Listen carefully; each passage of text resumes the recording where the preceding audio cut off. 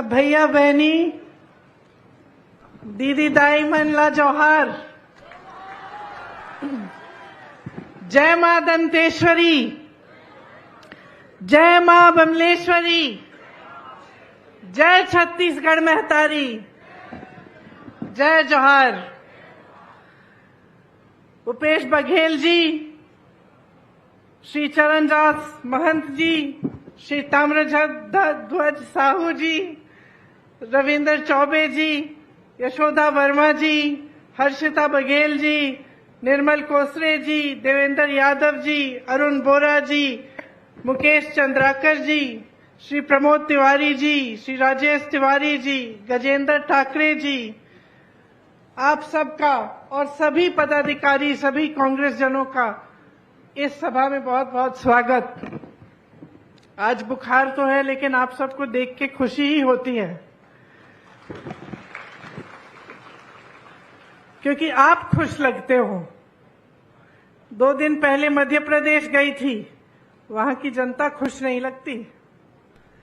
जब भी मैं छत्तीसगढ़ आती हूं और संबोधित करती हूं जनता को, तो आप मुस्कुराते हुए दिखते हैं। इसका मतलब है कि यहाँ हालचाल ठीक है कि नहीं? अच्छे हैं, खास तौर से मेरी बहनें।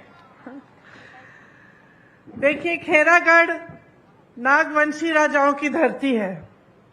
राजा वीरेंद्र बहादुर सिंह जी और रानी पद्मावती देवी जी की कर्मभूमि है। आपको शायद मालूम होगा कि पद्मावती जी और इंदिरा जी का बहुत करीबी रिश्ता था। पद्मावती जी इलाहाबाद में उन्होंने पढ़ाई की, उसी समय इंदिरा जी से मिली थी जब वो छोटे छोटे थे, और तब से एक अच्छा उनका एक रिश्ता जुड़ा, वो एक मित्रता का रिश्ता जुड़ा।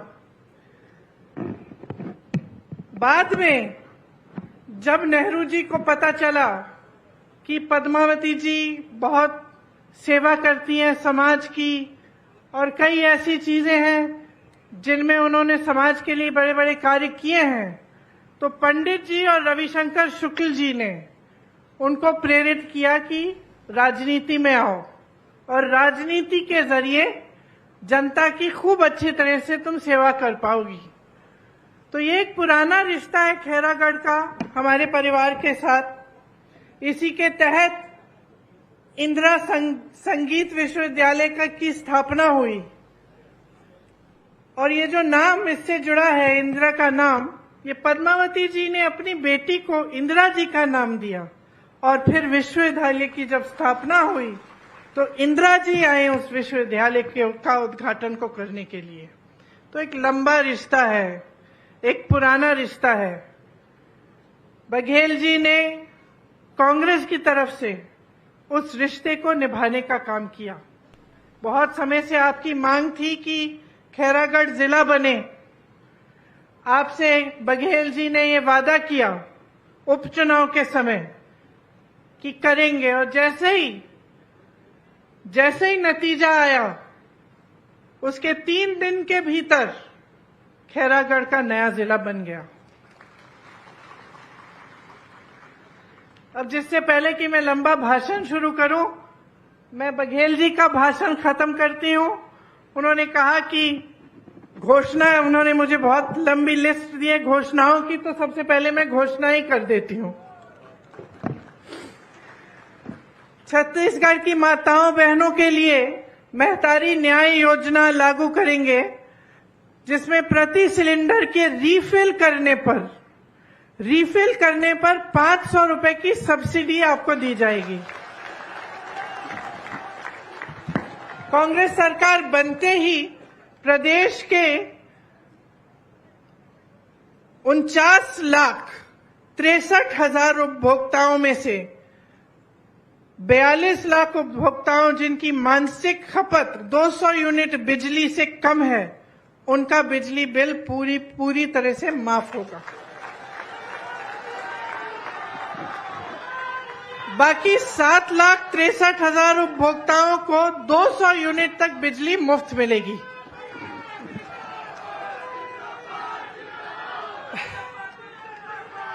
महिलाओं द्वारा संचालित स्वयं सहायता समूह के कर्ज को माफ किया जाएगा और महिलाओं द्वारा सक्षम योजना अंतर्गत लिए गए ऋण को भी माफ किया जाएगा।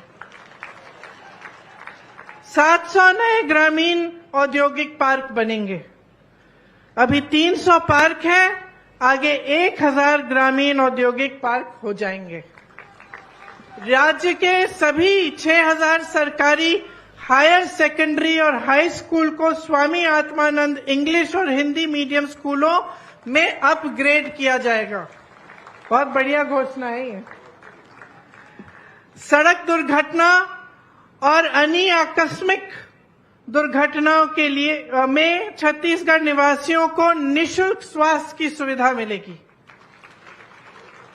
परिवहन व्यवसाय से जुड़े 6000 से अधिक वाहन मालिकों के 2018 तक से 726 करोड़ राशि के बकाया मोटरयान टैक्स ब्याज के कर्ज की माफी की जाएगी। सरकार बनते ही किसानों से तीवरा को भी एमएसपी में खरीदा जाएगा। तो देखिए, ये बहुत जरूरी है कि आप छत्तीसगढ़ की जनता हो, आप समझो कि आज छत्तीसगढ़ कहां खड़ा है। सामने दो राहें हैं, या तो आप भाजपा को चुनेंगे या आप कांग्रेस को चुनेंगे।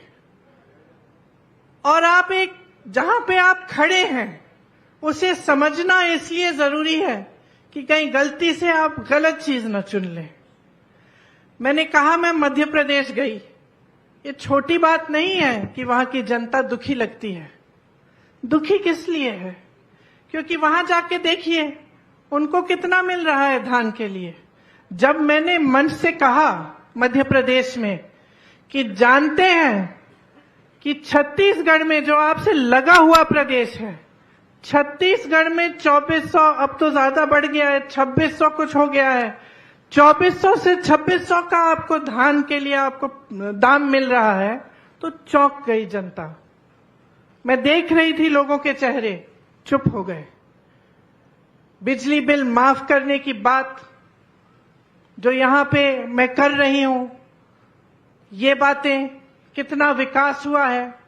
आज छत्तीसगढ़ देश और दुनिया में पहचाना जाता है। यहां आने से पहले आपकी बनाई हुई वो रागी का जो आटा है उसकी रोटी मैं खा के आई हूं, रोज खाती हूं। कहां आपने सोचा था कि जो वन के उपज हैं, 67 वन के उपजों के लिए आपको एमएसपी मिलेगी? क्या आपने सोचा था कि आपकी संस्कृति पूरे देश भर में फैलेगी, कि आपकी पहचान एक अलग पहचान बन जाएगी? क्या आपने सोचा था कि एक ऐसी सरकार आएगी जो आपको केंद्र सरकार की नीतियों से बचा कर रखेगी? कोविड आया, कोरोना आया, तमाम बेरोजगारी फैली, मुश्किलें आईं, लेकिन आपको फिर भी बघेल जी की सरकार ने बचा के रखा। देश भर में जितनी बेरोजगारी आज है 45 सालों में नहीं हुई है, इतनी बढ़ गई है बेरोजगारी। छत्तीसगढ़ वो प्रदेश है जिसमें पूरे देश भर से सबसे कम बेरोजगारी है। आज पलायन बहुत होता था, नौकरियां नहीं मिलती थी प्रदेश में, लोग जाते थे शहरों में, बड़े बड़े शहरों में, अन्य प्रदेशों में रोजगार ढूंढने के लिए। आज आपकी परिस्थिति ये है कि आज के खेती किसानी छत्तीसगढ़ में बढ़ रही है। दूसरे प्रदेशों से लोग यहां आ रहे हैं। दिल्ली में मैं कुछ उद्योगपतियों से ऐसे ही मैं मिली, मुझे कह रहे थे कि सुना है कि रायपुर सबसे अच्छी जगह बन गई है बिजनेस करने के लिए, वहां से यहां आ रहे हैं। आपका प्रदेश आज इस जगह खड़ा है जहां आपके आत्मसम्मान को बढ़ाया गया है। देश में आपका मान सम्मान सबसे ऊंचा है, सबसे कम बेरोजगारी है, खेती से अच्छी कमाई हो रही है, सरकार से राहत मिल रही है हर चीज के लिए, चाहे वो गैस का सिलेंडर हो, चाहे महंगाई हो, चाहे बच्चों का इलाज हो। तो आप यहां खड़े हैं और आपके साथ वाले प्रदेश मध्य प्रदेश, मैं बताती हूं आपको, जानते हैं कितनी घोषणाएं की हैं इन्होंने, इनकी सरकार ने? बताइए कितनी घोषणाएं की होंगी? 100, 1000, कितनी की होंगी? 22,000 घोषणाएं की होंगी। 22,000 घोषणाएं की हैं और मैं दावे के साथ कह सकती हूं आधी भी पूरी नहीं होंगी। और यहां आपकी सरकार, उपचुनाव में घोषणा हुई कि आपका जिला बनेगा, नतीजे निकलने के 2 दिन बाद 3 दिन बाद बन गया। जहां 22,000 घोषणाएं इन्होंने की, 220 घोटाले किए हैं। 250, शायद 250 महीनों की या हफ्तों की सरकार है, 220 इन्होंने घोटाले कर डाले, हर चीज में घोटाले। यहां पे आपको जो सरकार मिल रही है वो दिन रात आपके लिए काम कर रही है, और ये मैंने अपने आंखों से देखा है। बघेल जी के साथ मैंने काम किया, उत्तर प्रदेश में प्रभारी थे कांग्रेस पार्टी के, उसके बाद हिमाचल प्रदेश में हमने काम किया, और मैंने देखा कि किस तरह से दिन रात आपके लिए काम हो रहा है। चाहे वो हिमाचल में हो, उत्तर प्रदेश में हो, चिंता आपकी है कि मैं क्या करूंगा, किस तरह से मैं महिलाओं को आगे बढ़ाऊंगा। गर्व से कहते हैं कि दीदी हमारे यहां महिलाएं सबसे ज्यादा सक्षम हैं। आप क्या सोच सकते थे कि जहां पूरा उत्तर भारत जूझ रहा है आवारा पशुओं की समस्या से, आपकी जैसे बहनें सुबह से लेकर शाम तक धूप में पहरेदारी करती हैं अपनी खेतों की, कि आवारा पशु आएगा खेत खा जाएगा, रात को भी नहीं छोड़ते, किसान रात भर बैठे रहते हैं। और ये आज का सिलसिला नहीं है, ये 5-6 सालों से चल रहा है। क्या आप सोच सकते थे कि आपके यहां ये समस्या हल इस तरह होगी कि आप उससे कमा भी जाएंगे, कि गोबर खरीदा जाएगा आपसे, कि गौठान ऐसे बनाए जाएंगे जहां पे महिलाओं को लाखों रुपए का फायदा हो रहा है। पिछली बार मैं यहां आई, महिलाओं से मिली, गौठान के बारे में बात की, क्योंकि एक उन्होंने वो दिखा रहे थे कि किस तरह का गौठान है, किस तरह के काम होते हैं। मैंने पूछा कितना कमाती हो बहन? एक ने कहा 1 लाख, किसी और ने कहा 6 लाख दीदी। तो आप सोच सकते थे कि एक ऐसी इतनी बड़ी समस्या पूरे उत्तर भारत में है, आज भी है, आज भी रो रहे हैं किसान। आपके यहां इस तरह से इतनी खूबसूरती से हल हो जाएगी कि इससे आपको रोजगार भी मिलेगा, महिलाएं सक्षम भी बन जाएंगी, गोबर भी बेच पा रही हैं, उससे भी कमा रही हैं, और ये समस्या हल हो गई। तो इसके लिए एक सोच की जरूरत होती है, और ये कांग्रेस पार्टी की ही सोच है, जिसमें से भूपेश बघेल जी उभरे हैं। किसान के बेटे तो हैं, इसका मतलब है आपकी समस्याओं को अच्छी तरह से समझते हैं, क्योंकि आपका जीवन जानते हैं, जीवन जिया है उन्होंने। लेकिन ऊपर से एक सोच है हमारी पार्टी की, जो महात्मा गांधी जी की सोच थी। क्या सोच थी? कि देश का विकास तब तक पूरा नहीं होगा जब तक ग्रामीण विकास पूरा नहीं होगा, जब तक गरीब से गरीब जनता अपने पैरों पे खड़ी न हो पाए। ये है कांग्रेस पार्टी की सोच। पंचायती राज की जो सोच है, जिसके तहत आपको अपनी सत्ता अपने हाथों में दी गई, ये कांग्रेस पार्टी की सोच है। लोकतंत्र की सब समान दृष्टि से सबको देखा जाए, ये कांग्रेस पार्टी की सोच है। और लोकतंत्र जिसमें आपका सबसे बड़ा अधिकार, आपकी सबसे बड़ी शक्ति आपका वोट होता है।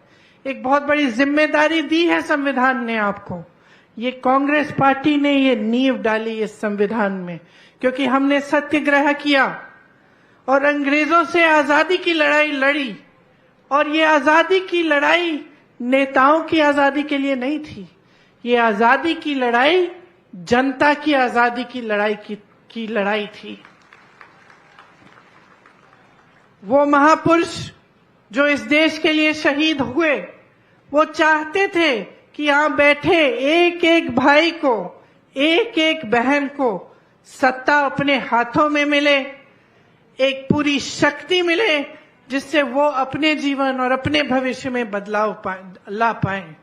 ये थी और है हमारी कांग्रेस पार्टी की नींव, और यही हमारी विचारधारा है। इसीलिए सबसे बड़ा काम क्या किया है हमारी सरकार ने छत्तीसगढ़ में? सबसे बड़ा काम ये किया है कि जो देश की संपत्ति केंद्र की सरकार देश की जनता से छीनी जा रही है, वो प्रदेश की सरकार ने देश की जनता को, प्रदेश की जनता को वापस दी है। सबसे बड़ा काम ये किया है कि जो आपकी संपत्ति है, आपका पैसा है, आप ही के जेब में गया है। ये योजनाएं जिनके बारे में हम बात करते हैं, चाहे रोजगार की योजना हो, चाहे महंगाई को कम करने की योजना हो, चाहे महिलाओं के विकास की योजना हो, ये सब क्या है? इसके लिए पैसे कहां से मिलते हैं? ये सरकार के पैसे सरकार जनता को दे रही है। जब हम सब्सिडी की बात करते हैं कि आप सिलेंडर को फिर से जब भरने जाएंगे आपको 500 रुपए मिलेंगे, इसका मतलब है कि हम जो आपकी संपत्ति है, जो सरकार के पास पड़ी है, उसमें से निकालकर आपको वापस पैसे दे रहे हैं। लेकिन केंद्र की सरकार क्या कर रही है? वही संपत्ति छीनकर बड़े बड़े उद्योगपतियों को दे रही है। तो अडानी जैसे जो बड़े बड़े उद्योगपति हैं, जिनको सारी खदानें दी जाती हैं, सारे बंदरगाह, सारे हवाई अड्डे, सारे बड़े बड़े कंपनियां, सरकारी कंपनियां, ये तो आपकी संपत्ति है जो दी जा रही है। आपको रोजगार मिलता था वहां से, आपके बच्चों का भविष्य बनता था, आपको पेंशन मिलता था। तो ये सब संपत्ति जो आपकी है, ये इन बड़े बड़े उद्योगपतियों को सौंपी जा रही है, कौड़ियों की दाम पे बेची जा रही है, और देश की जनता कुछ कर नहीं पा रही है। देखती जा रही है कि एक के बाद एक, चाहे BHL हो, HAL हो, रेलवे हो, कुछ भी हो, एक के बाद एक बड़े बड़े उद्योगपतियों के हाथों में जा रही है। हम समानता की बात करते हैं, हम कहते हैं कि सबको शक्ति मिलनी चाहिए, सबको सत्ता मिलनी चाहिए। जो जनता की संपत्ति है वो योजनाओं द्वारा जनता के लिए कार्य करके, विकास करवा के जनता के हाथों में वापस जाना चाहिए। ये लोग कहते हैं उठा के अपने उद्योगपति मित्रों को दे दो। तभी तो बेरोजगारी बढ़ रही है, क्योंकि जहां से रोजगार बनता है वो सब माध्यम इन्होंने बंद कर दिए हैं।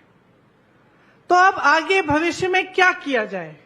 अगर आप सोच समझ के नहीं अपना वोट अपने विवेक से आप नहीं वोट देंगे, तो आगे जाके छत्तीसगढ़ में यही नौबत आएगी।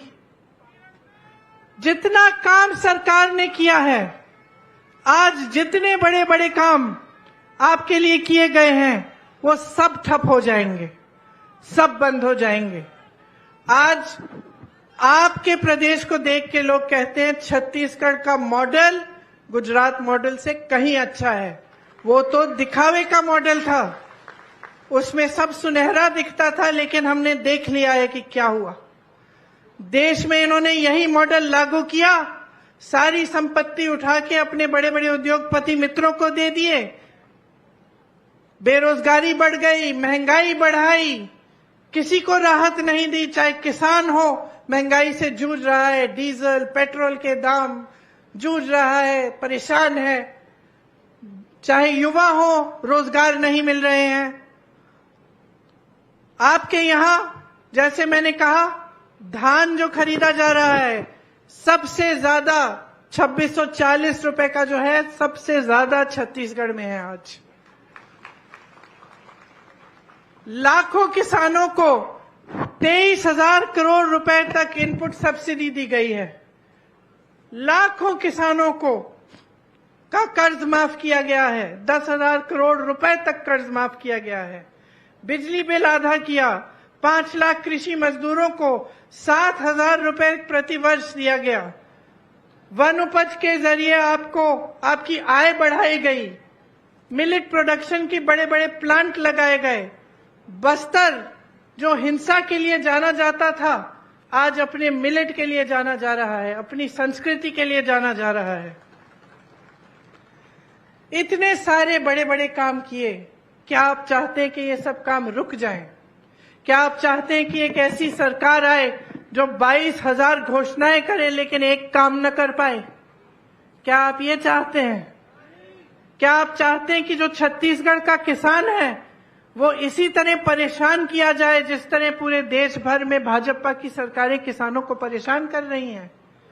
क्या आप चाहते हैं कि आप मेहनत से अपने बच्चों को पढ़ाएं लिखाएं लेकिन उन्हें रोजगार ही न मिले, कोई संभावना ही ना हो कि अपना भविष्य बना पाएं, जैसे तमाम भाजपा के प्रदेशों में है? या आप चाहते हैं कि इस तरह की सरकार आपके यहां चले जो आपके लिए दिन रात काम करे? आपको समझना पड़ेगा कि आप कहां पे हैं और आगे आपको कहां चल के जाना है। अगर 5 सालों के लिए एक ऐसी सरकार आ जाए जो आपके हित में काम न करे तो नुकसान किसी नेता का नहीं होगा, नुकसान आपका होगा, आपके बच्चों का होगा, आपके भविष्य का होगा।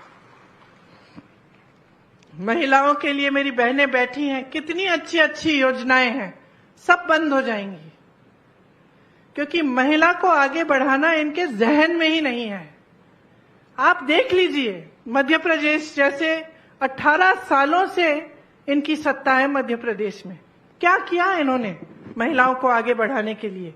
सबसे ज्यादा हिंसा वही है महिलाओं पे। हर रोज 17 बलात्कार होते हैं, सुरक्षा ही नहीं है।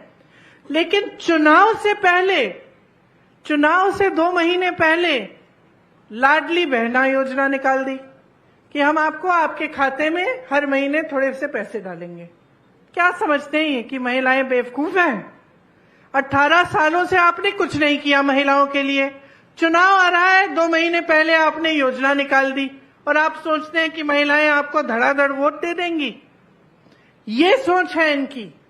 और यहां की सोच, 10,000 गौठान बनाए हैं जिससे आपको रोजगार मिलता है, आपका हुनर बढ़ाया जाता है, आपको रोजगार देने का काम किया है। मैं बात कर रही थी बघेल जी से कि आरक्षण होना चाहिए महिलाओं के लिए सरकारी नौकरियों में। कहते हैं यहां तो पहले से है, यहां तो सबसे ज्यादा नौकरियां, सबसे ज्यादा सक्षम महिलाएं हैं। तो ये एक सोच होती है। सोच ये है कि आपको आगे बढ़ाना है, आपका विकास करना है। ये सोच नहीं है कि चुनाव आएगा, घोषणा कर देंगे, लोगों को फुसला देंगे, चुनाव आ रहा है, धर्म की बात कर लेंगे, लोगों का ध्यान भटका देंगे, लोगों के जज्बात धर्म से जुड़े ही हैं, हमें वोट मिल जाएगा, सत्ता में रह जाएंगे, बाकी बाद में देखा जाएगा। ये सोच नहीं है, ये भाजपा की सोच है। और ये सोच हमने बार बार बार बार देखी है। एक मुख्यमंत्री आपके, एक सरकार आपकी जो आपके लिए काम करके दिखाना चाहती है, जिन्होंने जो कहते हैं कि मेरे से कुछ भी सवाल पूछ लो, समस्या है आकर बताओ, उसको सुलझाने का रास्ता मैं निकालूंगा। और दूसरे वो जो सिर्फ आपका ध्यान भटकाने का काम करते हैं। 2 चीजों में बहुत फर्क है बहनों, क्योंकि जब नेता को मालूम हो जाता है ना कि उसे काम करने की जरूरत नहीं है, कि चुनाव आएगा, मैं कोई अच्छी सी घोषणा कर दूंगा, मैं धर्म की बातें कर दूंगा, लोगों में भय, दिलों में भय डाल दूंगा और बोलूंगा कि भाई तुम्हारे धर्म को सुरक्षित रखने वाला मैं हूं और धर्म के आधार पर मैं वोट मांग लूंगा तो मेरी नैया पार हो जाएगी। वो बहुत अलग तरह का नेता होता है। जो नेता समझता है कि अगर मैं काम नहीं करूंगा, अगर मैं जनता के साथ विश्वासघात करूंगा तो दोबारा जनता मुझे वोट नहीं देगी, तो मैं सत्ता में फिर से नहीं आ सकता। एक नेता वैसा हो जो मन में जनता के लिए श्रद्धा रखता है, जो जनता का आदर करता है, जो दिल से चाहता है कि जनता की समस्याओं का हल किया जाए, वो बहुत अलग तरह का नेता होता है। ये 2 अलग अलग राजनीति हैं बहनों और भाइयों। और आप जहां खड़े हैं आपके सामने यही दो रास्ते हैं। एक राजनीति जो आपका ध्यान भटकाएगी, जो आपको आगे बढ़ाने की बातें करेगी, लेकिन जब Congress party OBC, SC, ST के लिए जातिगत जनगणना की बात करेगी तब चुप हो जाएंगे। हम क्या कह रहे हैं? हम कह रहे हैं कि गिनती कर लो, देश में गिनती कर लो, कितने ओबीसी हैं, कितने एससी हैं, कितने एसटी हैं, कौन कौन क्या क्या है, ताकि जब योजनाएं बने, जब रोजगार बांटे गए, जब ये सब काम हो तो अच्छी तरह से न्यायपूर्वक हो। अगर गिनती ही नहीं होगी, अगर हमें मालूम ही नहीं कि हमारे गांव में कितने बच्चे हैं, कितने शिक्षित हैं, कितने नहीं हैं, कितने कुछ भी ये गिनती नहीं होगी तो हम उस गांव का विकास कैसे करेंगे? तो हम ये सवाल उठा रहे हैं कि जातिगत जनगणना करो। बिहार में जब गिनती हुई तो पता चला 84% ओबीसी, एससी, एसटी हैं। अब 84% ओबीसी, एससी, एसटी हैं, लेकिन आप जितने भी देश के बड़े बड़े आप देखो, चाहे आप उद्योगपतियों को देखो, चाहे मीडिया वालों को देखो, चाहे आप सरकार के सचिवों को देखो, चाहे कहीं भी देखो, तो ये 84% आपका प्रतिनिधित्व नहीं दिखता। तो सारी हमारी कांग्रेस की पार्टी कह रही है कि गिनती करो। भाजपा जो सालों से कहती चली आ रही है कि हम ओबीसी वर्ग, एससी वर्ग, एसटी का उत्थान करना चाहते हैं, मना कर रहे हैं, कह रहे हैं कि नहीं करनी, गिनती ही नहीं करनी।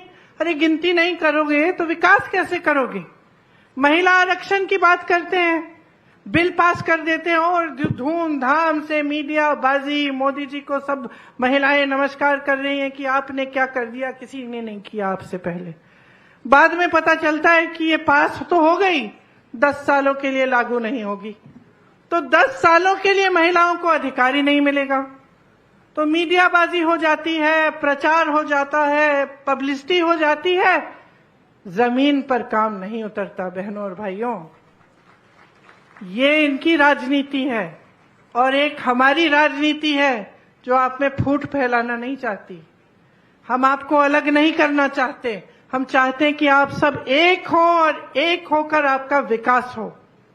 हम चाहते हैं कि महिलाएं, ओबीसी, एससी, एसटी, सारे वर्ग, सबका विकास हो, गरीब से गरीब के घर में रोजगार हो, थोड़ा सा पैसा हो कि कम से कम आगे भविष्य में कुछ उम्मीद रहे। हम चाहते हैं कि आप आगे बढ़ें और आपको इस तरह की परेशानियां न हो जो आप पे थोपी जाती हैं, और ऐसी नीतियां न हो जो आपकी सारी संपत्ति जो आपका है, आपके देश को, आपकी सत्ता को आपके हाथों से छीन ले और बड़े बड़े उद्योगपतियों को दे। यहां ओपीएस लागू है, जो सरकारी अधिकारी हैं वो सब जानते हैं, वहां मेरे पुलिसकर्मी भाई खड़े हैं, वो सब जानते हैं कि एक ही मांग है, एक ही मांग है आज इनकी कि हमें पुराना पेंशन दे दो। क्योंकि हम 20 साल काम करते हैं, दिन रात एक करते हैं, हम भी देश की सेवा कर रहे हैं, तो हमें बुढ़ापे में थोड़ी सी सुरक्षा चाहिए। इसीलिए तो हमने जब हम नौजवान थे हमने सरकारी नौकरी ली। आज आप कह रहे हो कि पुराना पेंशन नहीं मिलेगा और हमारा पेंशन सुरक्षित ही नहीं रहा। और इनकी भाजपा की सरकारों वाले प्रदेश में कोई सुनवाई नहीं है। जहां जहां कांग्रेस की सरकार है वहां वहां ओपीएस लागू है।